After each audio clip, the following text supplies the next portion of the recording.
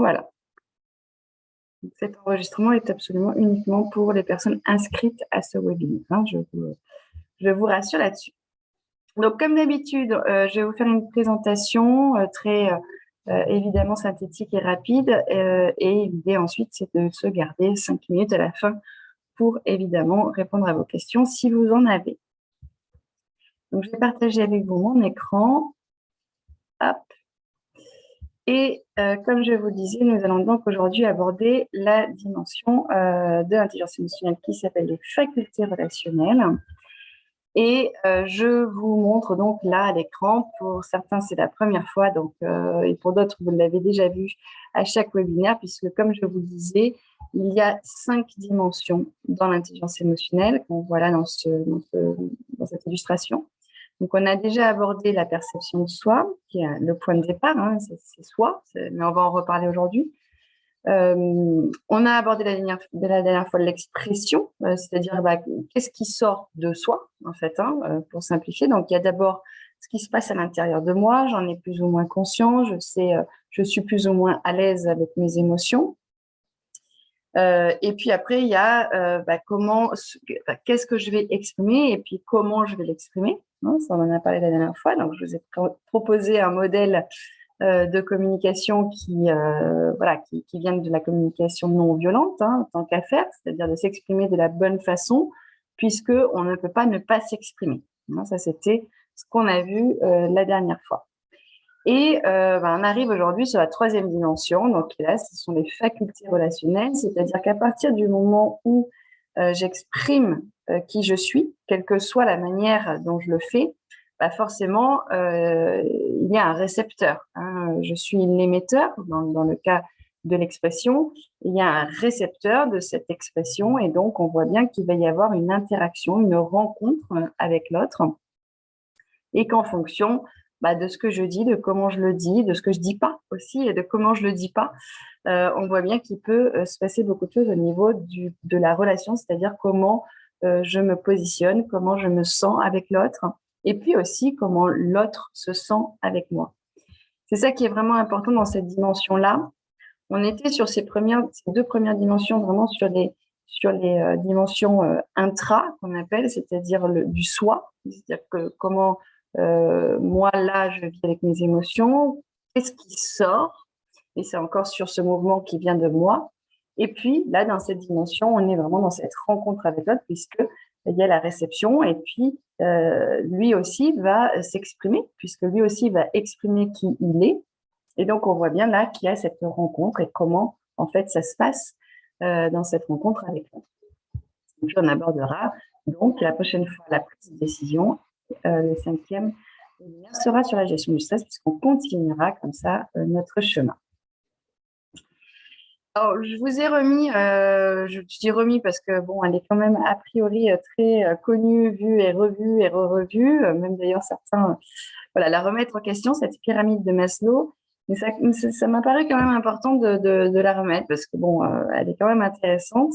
Donc, pour ceux qui ne connaissent pas la pyramide de Maslow, c'est la pyramide des besoins fondamentaux de l'être humain. Donc, évidemment, les besoins physiologiques de survie tout en bas. C'est-à-dire que c'est qu'à partir du moment où ces besoins-là sont satisfaits qu'on passe au cran du dessus. Hein. Donc, le besoin de sécurité et puis, juste après, le besoin d'appartenance. Hein, c'est en ça où je trouvais intéressant. C'est qu'évidemment, l'appartenance, l'amour, avec un grand A, le lien est quelque chose de très important dans le développement de l'être humain, dans le bien-être, évidemment, dans le fonctionnement, dans l'évolution, d'ailleurs, hein, on pourrait dire tout simplement. Donc, on voit bien que c'est très important, évidemment, cette rencontre avec l'autre, cette interaction, mais que c'est pas si évident que ça, en tout cas pour certaines personnes, puisque, bien sûr, quand je rencontre l'autre, je suis en face aussi peut-être d'une contradiction, d'un désaccord, d'un désamour, d'un conflit, parce qu'évidemment, quand tout va bien, quand on s'entend bien et qu'on s'aime beaucoup, bon, a priori, c'est quand même plus simple. Mais là où ça se complique, évidemment, c'est quand on se comprend pas, quand on n'a pas envie de se voir, quand on n'a pas envie de travailler ensemble, quand on fait pas d'efforts, voilà, c'est là où, bien sûr, ça se complique.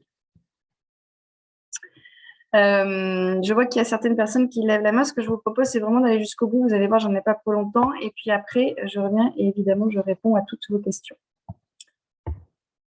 Donc, je vous ai dit qu'on allait revenir 2 secondes sur cette dimension de perception de soi. On en a déjà parlé, hein, cette slide, je vous l'ai déjà montrée, mais c'est important de revenir 2 secondes dessus parce que je vous l'ai expliqué au tout début. En fait, toutes ces dimensions de l'intelligence émotionnelle sont connectées. Hein, c'est-à-dire que la manière dont je me perçois va forcément avoir un impact sur les autres dimensions, les 4 autres dimensions. Ça c'est évident et c'est voilà, c'est pour ça qu'on va aborder le sujet de l'intelligence émotionnelle comme un système global. Et d'ailleurs, le développement de l'intelligence émotionnelle passe par ce système en voyant un peu comment les éléments interagissent entre eux. Hein, c'est vraiment ça. Donc, quand on va parler de la rencontre avec l'autre, il est évident, en tout cas selon ce modèle, de parler déjà du regard qu'on a sur soi. C'est-à-dire que je vais, moi, aller rencontrer l'autre, mais déjà la manière dont moi, je me positionne dans le monde vis-à-vis de moi-même, hein, c'est-à-dire le regard que j'ai sur moi, va évidemment avoir et jouer un rôle très important sur la manière dont je vais me présenter à l'autre. Hein. C'est dans ce sens-là où, évidemment, le point de départ, dans le cas où peut-être il y a un positionnement qui est, par exemple, hein, si je me positionne plutôt en infériorité, c'est-à-dire que si j'ai tendance à positionner l'autre toujours un peu au-dessus, ayant plus de valeur en fait que moi, bah, on va se rendre compte que c'est souvent, slash toujours, quelque chose qui se passe au niveau de la perception de soi. Et c'est en travaillant cette dimension-là qu'en fait, on va pouvoir du coup voilà, rétablir un peu cet équilibre dans la rencontre avec l'autre. C'est pour ça qu'on ne peut pas parler de la dimension relationnelle sans évidemment parler de soi, c'est-à-dire quel est le regard que j'ai sur moi.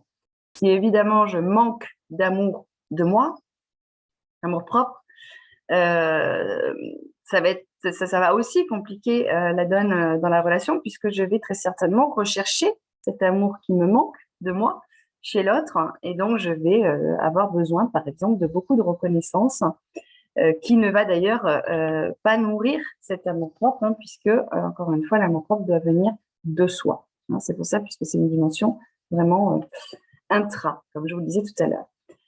Donc, c'est pour ça que je voulais revenir 2 secondes sur cette dimension, évidemment, de la perception de soi. Et puis, évidemment, ce qu'on a vu la dernière fois, l'expression individuelle, hein, qui est entre les deux, qui est forcément à regarder aussi, puisque c'est elle qui fait le lien, cette expression individuelle, entre moi et l'autre. Donc, on ne peut pas non plus s'intéresser à la relation, c'est-à-dire la rencontre avec l'autre, si on ne regarde pas comment ça se passe au niveau de l'expression. Et si, par exemple, j'ai des difficultés dans la relation, ça peut être aussi dû à quelque chose qui ne se passe pas très bien au niveau de l'expression, de la manière dont je m'exprime.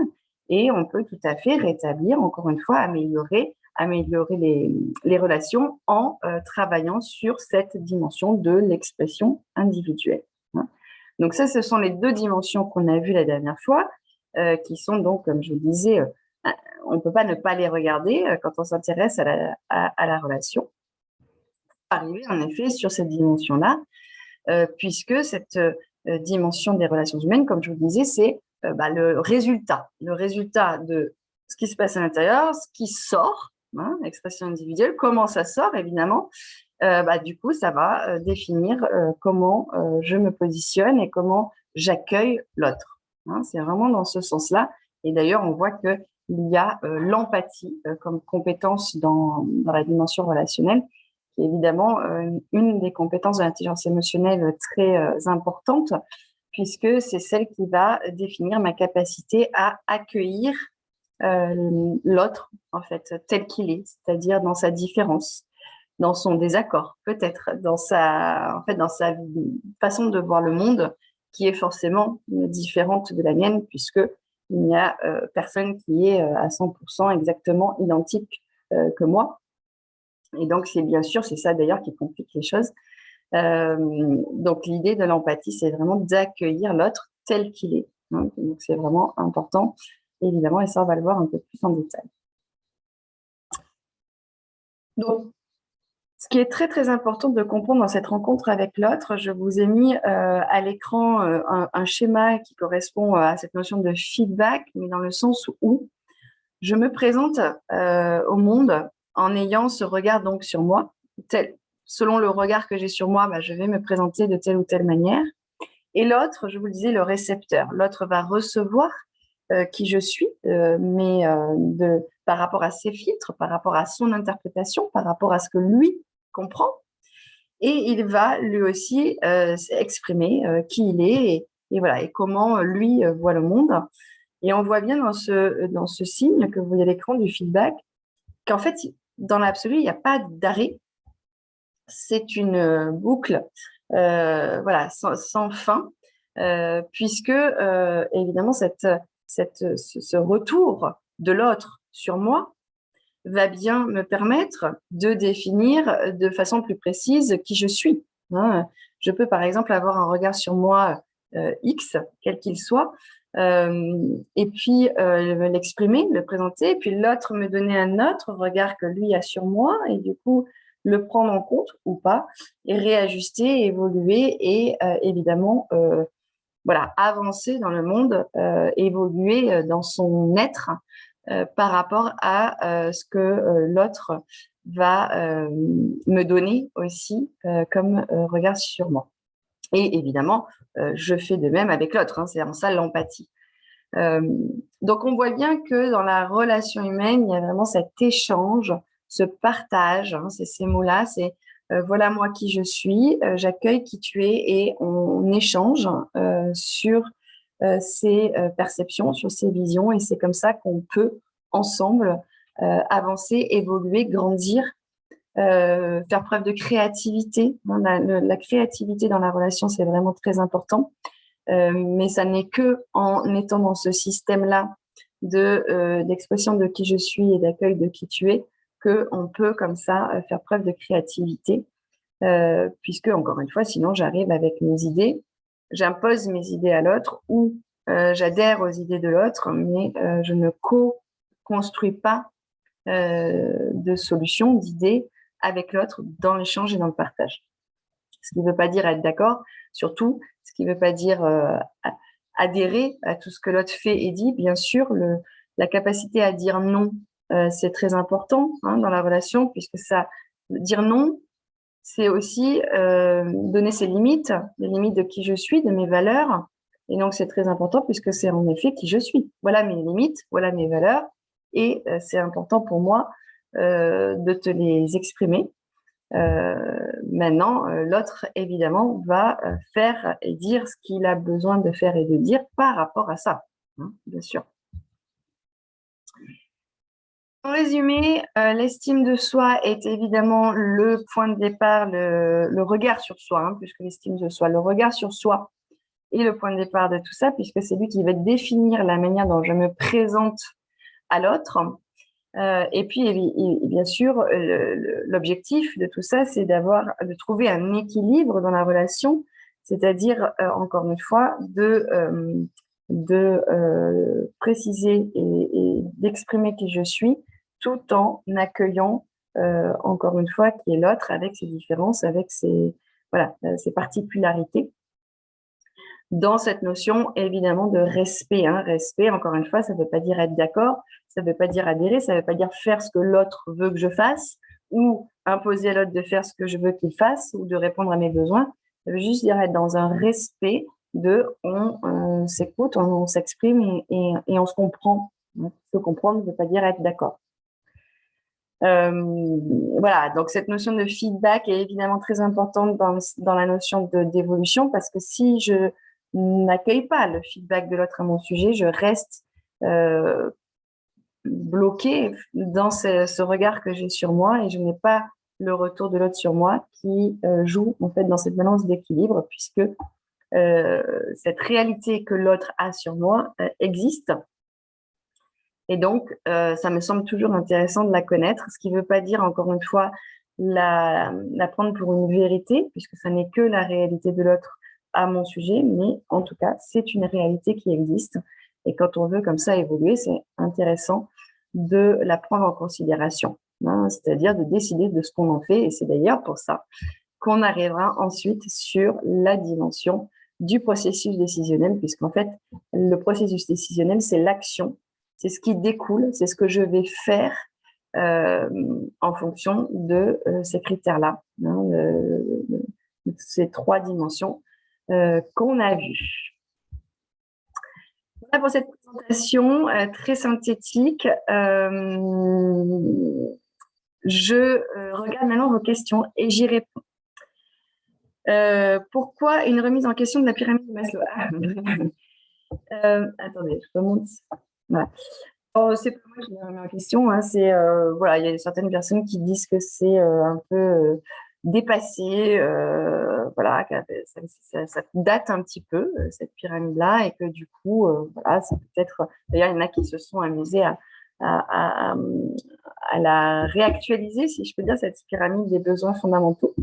Mais après, à vous de vous faire votre propre idée sur la question. Toujours est-il que ce qui est sûr, c'est que la relation, puisque c'est ça notre sujet, le besoin d'appartenance, c'est un besoin fondamental qu'on partage d'ailleurs avec les, oui, avec les animaux, hein, dans le sens vraiment dans cette notion de survie, de reproduction, même si pour aller jusque-là. Donc c'est vraiment un besoin fondamental qui fait que on est là et que voilà, on se retrouve et qu'on crée des communautés et qu'on est plus fort et que on est capable de vivre ensemble et de créer voilà, des collaborations.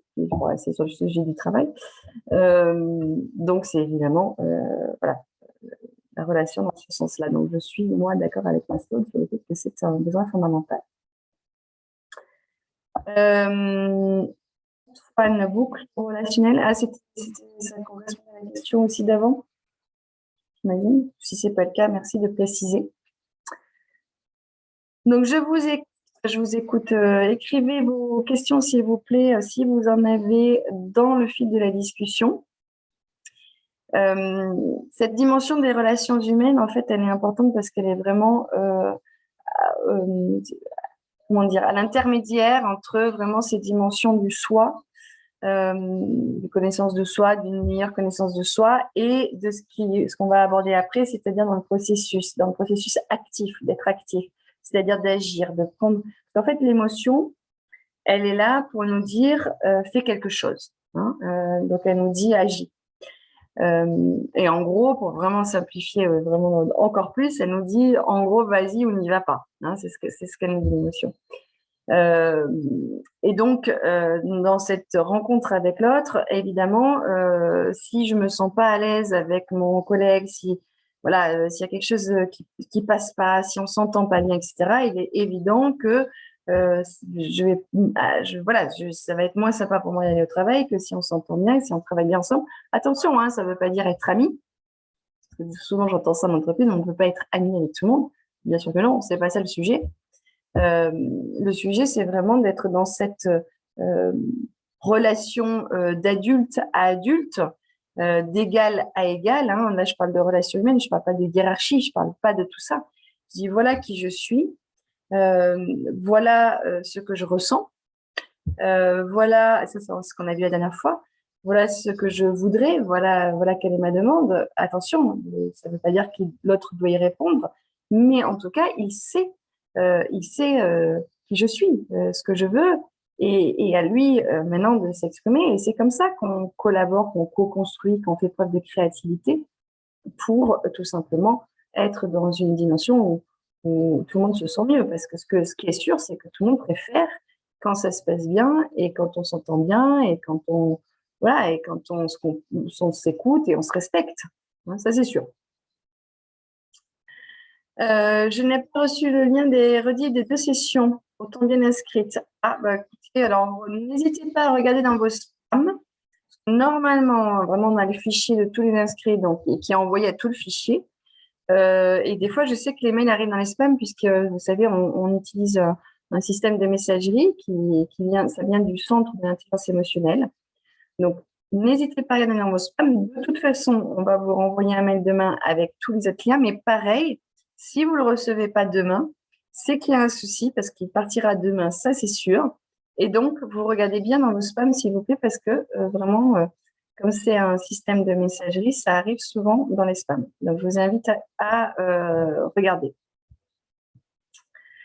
Alors, je reviens sur les questions. L'estime de soi, lorsqu'elle est haute, ne peut-elle pas participer à nier la réalité de l'autre si le niveau d'empathie est bas? Oui, bien sûr. Il y a une situation Arafat qui devrait être la même pour chacun. Une vérité commune existe-t-elle vraiment pour le bien-être de chacun? Non. Alors là, je réponds très simplement à cette question. Et il n'y a pas de... Enfin, en tout cas, je réponds, voilà, ce que moi je pense. Et ça ne vaut que ça. Puisque justement, je vais dire, il n'y a pas de vérité. Mais en disant il n'y a pas de vérité, j'affirme bien une vérité. Donc, je me reprends en disant, de mon point de vue, il n'y a pas de vérité. Il existe des formes de vérité, il existe des formes de réalité. Mais en ce qui concerne le regard sur soi ou ce que je ressens ou ce que je, mais même les valeurs, hein, si on est 10 dans la pièce à avoir, je sais pas moi, la valeur, par exemple, respect, qui est très importante, hein, on peut dire, pour moi, c'est le respect le plus important. Bah, peut-être qu'on va donner 10 descriptions différentes de ce que c'est que le respect. C'est-à-dire que pour moi, le respect, c'est ça et ça, et puis voilà, peut-être Vincent va avoir une autre définition du respect. Alors la question qui se pose, c'est qui a raison, hein, qui a tort? Bah, on pourrait se dire que tout le monde a raison, tout le monde a tort, dans le sens où ce qui compte, c'est évidemment que moi, je mets derrière et la manière dont je vais l'exprimer. Parce qu'en effet, si je l'exprime comme une vérité, bah, je risque de me retrouver face à une contradiction, voilà, à quelqu'un qui va dire non, je ne suis pas d'accord, tu te trompes. Alors que si je dis, voilà, pour moi, voilà ce que ça veut dire, c'est important pour moi. Et donc, voilà pourquoi je te demande si tu es d'accord voilà, de fonctionner de cette manière-là, parce que c'est très important pour moi. Mais la personne a le droit de dire non. Elle a le droit de dire non. Et après, vous avez le droit aussi de pas vouloir du coup fonctionner avec cette personne parce qu'elle dit non à ce qui est important pour vous. Donc, on voit bien qu'il peut se passer beaucoup de choses. Mais en effet, si j'ai un niveau d'empathie qui est très bas, bah, évidemment, ça va être difficile pour moi d'accueillir la réalité de l'autre de façon très logique, hein, puisque c'est l'empathie qui permet ça. Et donc, je vais avoir tendance à imaginer que ma réalité est la vérité. Par exemple, si, je sais pas moi, si je suis absolument pas stressée par rapport à un projet parce que moi, au contraire, c'est un challenge qui m'enthousiasme et je suis vraiment à fond et j'ai envie de travailler tout l'été dessus parce que vraiment, c'est un projet qui me motive. Si je manque d'empathie, je peux avoir tendance à penser que du coup, soit tout le monde pense comme moi, soit tout le monde devrait penser comme moi. Et s'ils ne pensent pas comme moi, du coup, ils sont dans l'erreur. Donc, en effet, l'empathie, c'est une compétence qui se développe hein, pour les gens qui en manquent. Et ça existe. Qu'est-ce qui distingue l'expression de soi et compétences relations humaines? Alors, l'expression, c'est vraiment encore une dimension qui correspond au moi, c'est-à-dire ce que je dis et comment je le dis. Hein. Par exemple, je vais vous dire, bon, bah, il est 18h23, là, il commence à y avoir vraiment trop de questions, ça va pas être possible, on va vite s'arrêter. Donc, on voit bien là que dans ce que j'exprime, déjà, il y a les mots, il y a la forme, et puis il y a l'impact que ça a sur vous. Peut-être qu'il va lui dire, ah ben dis donc, elle exagère, quand même, on n'est pas à 5 minutes près, ou ben dis donc, c'est comme ça, je pose plus de questions. Donc on voit bien que là, ce que je dis, et la manière dont je le dis, va avoir un impact émotionnel sur vous, dans la relation. Et tant qu'à faire, mon objectif, en tout cas, puisque c'est un exemple, c'est pas vrai, mon objectif, c'est que vous vous sentiez bien, voilà, vous passiez un bon moment, que vous appreniez des choses. Et donc, c'est à moi de faire en sorte, dans ma façon de m'exprimer, pour que mon message et la forme qui va avec correspondent bien à mon intention. Et des fois, on se rend compte que le résultat ne correspond pas du tout à mon intention. Hein, des fois, les gens peuvent dire, oh là là, vraiment, tu m'as agressé. Ah ben non, c'était pas du tout mon intention, je comprends pas. Mais n'empêche que c'est la réalité de l'autre. Ça veut pas dire que je l'ai agressé puisque c'était pas mon intention mais par contre, ça veut bien dire qu'il l'a vécu de cette manière-là. Et donc, c'est exactement ça, l'idée du feedback, c'est de dire, écoute, je suis vraiment étonnée parce que c'était pas du tout mon intention. Attention, hein, parce que ça peut être l'intention aussi. Mais dans le cas où c'est pas l'intention, j'ai besoin de mieux comprendre qu'est-ce que j'ai dit qui voilà, qui a fait que tu t'es senti agressée, parce que vraiment, c'était pas ce que je voulais. Et c'est important, du coup, voilà, que je comprenne pour pas le reproduire. Donc, voilà la différence entre l'expression et la relation étant le résultat. Les boucles relationnelles, oui, de toute façon, les boucles relationnelles, la boucle relationnelle, c'est l'analyse transactionnelle, hein, pour ceux qui connaissent un peu.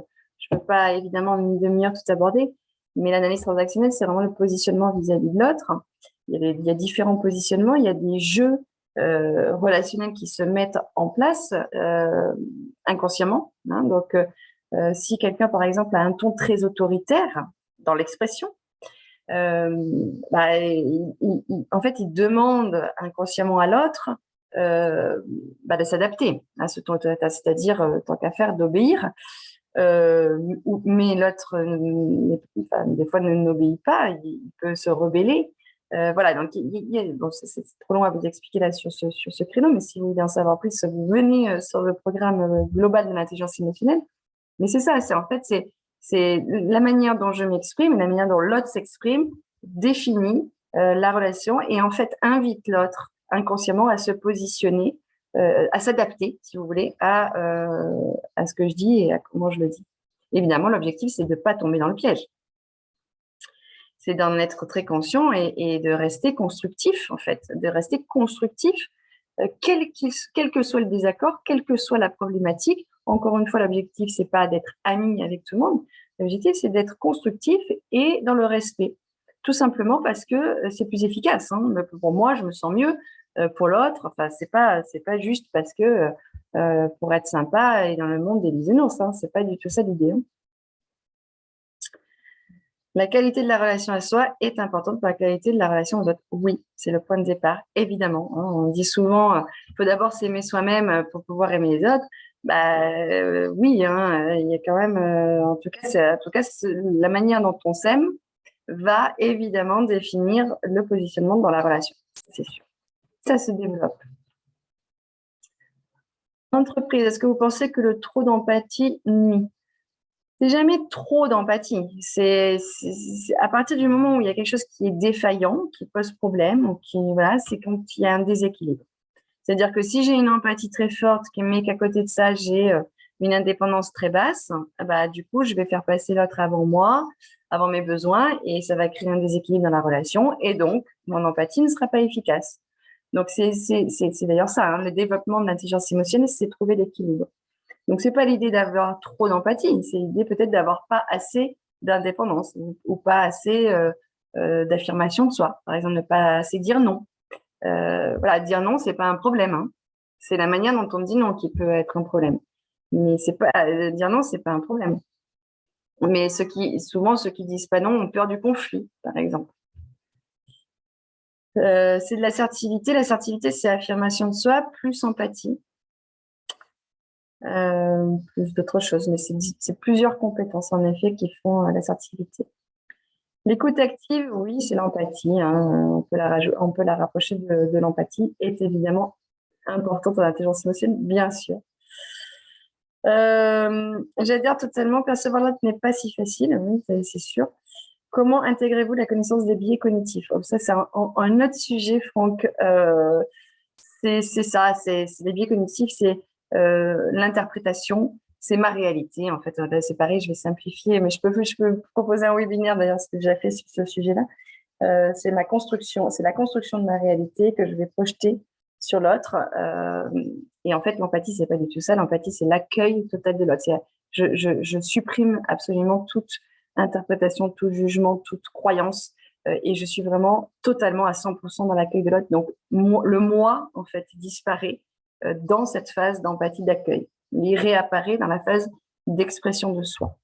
C'est ça qui est compliqué, mais je ferai un webinaire sur ce sujet, promis. D'ailleurs, vous avez des questions là-dessus, hein. On n'est pas obligé de penser la même chose. Oui, tout à fait. Ça, c'est sûr.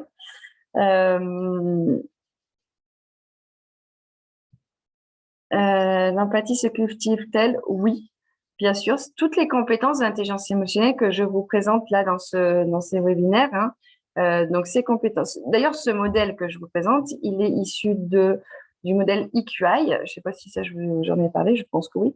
EQI, ça veut dire Emotional Quotient Inventory.